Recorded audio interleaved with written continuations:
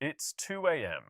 You were in a deep sleep, dreaming about something you won't remember in the morning. And then it hits you, that familiar pressure. You sigh, throw off the covers, shuffle to the bathroom in the dark, and stumble back to bed. An hour later, it happens again. If this sounds like your every single night, you've probably told yourself the same thing millions of people tell themselves. It's just part of getting older. Everyone deals with this. But what if I told you that this nightly ritual, this thing you've normalized, this thing you barely think twice about anymore, could actually be your body waving a red flag, trying to tell you something important? Doctors have a name for this: nocturia. And while waking up once a night to use the bathroom is fairly common and usually nothing to worry about, waking up 2, 3, 4, or even more times every single night is not something you should just shrug off. In fact, frequent night urination has been linked to conditions ranging from diabetes and high blood pressure to heart problems, kidney issues, and even sleep apnea. Stay with me, because by the end of this video, you're going to understand exactly why this happens, what it could be telling you about your health, and most importantly, what you can actually do about it. Because here's the thing: better sleep, more energy, and peace of mind about your health might be closer than you think. Why this happens? The basics. Let's start with the basics. As we age, our bodies go through natural changes that can affect how often we need to urinate at night. Our kidneys, for example, may become slightly less efficient at concentrating urine, especially overnight.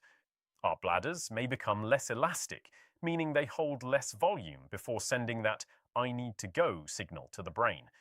And hormone levels, particularly a hormone called ADH, which normally helps reduce urine production while we sleep, can decline with age. So yes, some of this is simply part of growing older.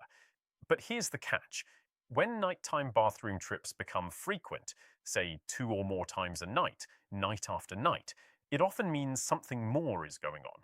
And that something more can range from manageable lifestyle factors to underlying medical conditions that deserve attention. Example 1.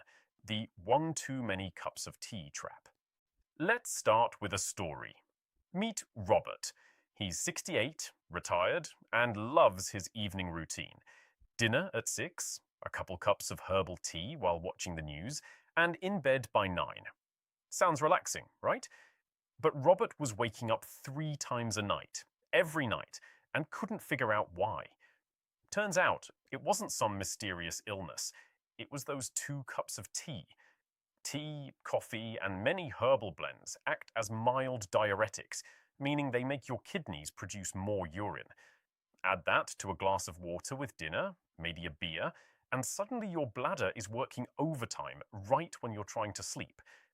The fix for Robert was simple: shift fluid intake earlier in the day and cut back on caffeinated and alcoholic drinks within a few hours of bedtime. Within about 2 weeks, his nighttime trips dropped from 3 to 1. Sometimes the answer really can be that simple, but it's not always. When it's more than just fluids. Now here's where things get more serious. If you've already cut back on evening drinks, avoided caffeine and alcohol at night, and you're still waking up multiple times, your body might be telling you something more significant. Let's talk about diabetes. One of the earliest and most overlooked warning signs of type 2 diabetes is increased urination, especially at night. When blood sugar levels are too high, the kidneys work overtime trying to filter and absorb the excess glucose. When they can't keep up, that excess sugar ends up in the urine, pulling extra water along with it. The result? More urine, more often, including multiple trips at night. Example 2. The "I just thought I was getting older" story. Consider Linda, 71. For almost a year, she was waking up 4 to 5 times a night. She felt exhausted all day, often dozing off in her armchair, and just chalked it up to getting older. But she'd also noticed she was thirstier than usual, and small cuts on her hands seemed to take longer to heal. When she finally mentioned all of this to her doctor, not just the nighttime bathroom trips, but the thirst and the slow healing too, routine blood work revealed elevated blood sugar levels consistent with type 2 diabetes. The frequent urination wasn't just an inconvenience, it was one of the clues that, pieced together with the other symptoms, led to an important diagnosis. The lesson here isn't to panic, it's to pay attention to the pattern. Frequent night urination on its own might mean very little, but frequent night urination combined with increased thirst, fatigue, unexplained weight changes, or slow healing wounds is a combination worth discussing with a doctor. The heart connection. Here's something many people don't expect. Frequent nighttime urination can also be connected to the heart. During the day, when we're upright and active, fluid can pool in the lower legs, especially in people with conditions like heart failure or poor circulation. At night, when you lie down, that fluid redistributes back into the bloodstream, and the kidneys respond by producing more urine to get rid of it.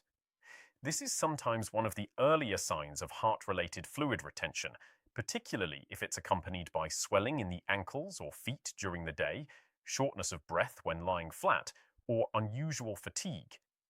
Example 3. The swollen ankles clue. Take George, 74. He noticed his socks were leaving deep marks on his ankles by the end of the day, and he'd started propping himself up with extra pillows because lying flat made him feel a bit breathless.